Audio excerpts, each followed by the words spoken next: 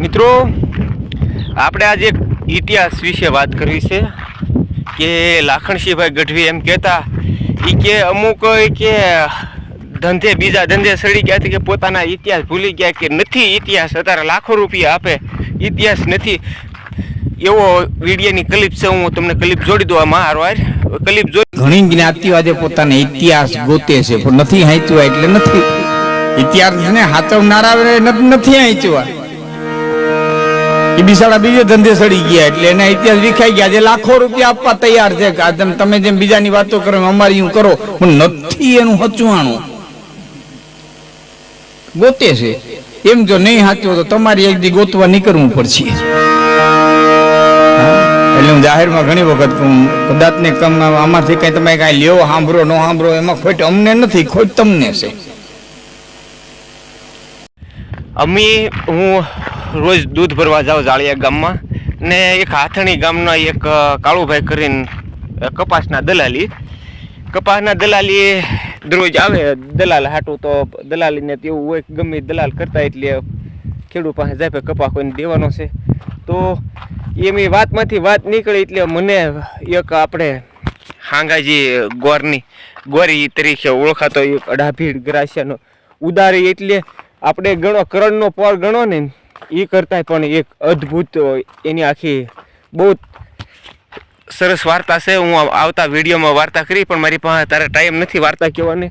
હાંગાજી ગોરની બહુ એકદમ કોમળ અહીંયાનો એકદમ ઉદાર દિલનો અલગારી કહેવાય ને, ઉદાર અલગારી એમ, અને ઉદાર અલગારી કહેવાય એવા એક ગ્રાસિયાની અદ્ભુત વાર્તા હું તમને મિત્રો કહીશ. પણ હું કહેવા માગું છું કે અત્યારે આપણા ઇતિહાસ ભૂલી ગયા છીએ.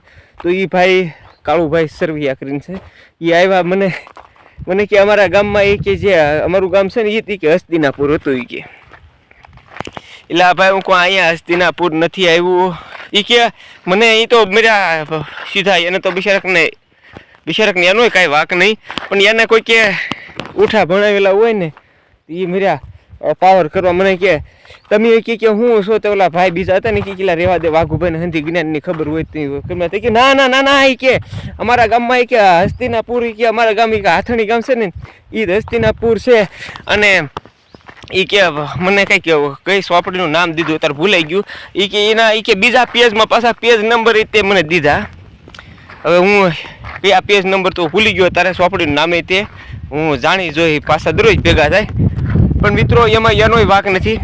એને કોઈક ઉઠા ભણાવે એટલે ઉઠા ભણીને આપણે હંધાય બીજાના ઉઠા ભણાવેલા આપણને કોઈ ઇતિહાસને ખબર નથી. એમ લાખણસિંહભાઈ ગઢવી કે એમ અત્યારે તમારા ઇતિહાસ ઘણાને જોતા લાખો રૂપિયા દે, પણ નહીં અમુક પાસે ઇતિહાસ છે પોતાના, પણ અત્યારે એવું કરી નાખ્યું છે ને કે બીજાના ઇતિહાસ બીજાને પરણાઈ જાય. બીજા ક્યાં જ્યાં હોય ને તમારું ન હોય, ક્યાંથી ક્યાં આવ્યા હોય એ તમારી પાસે પૂરી વંશાવળી હોય, એ બાળકના સોપડે હોય.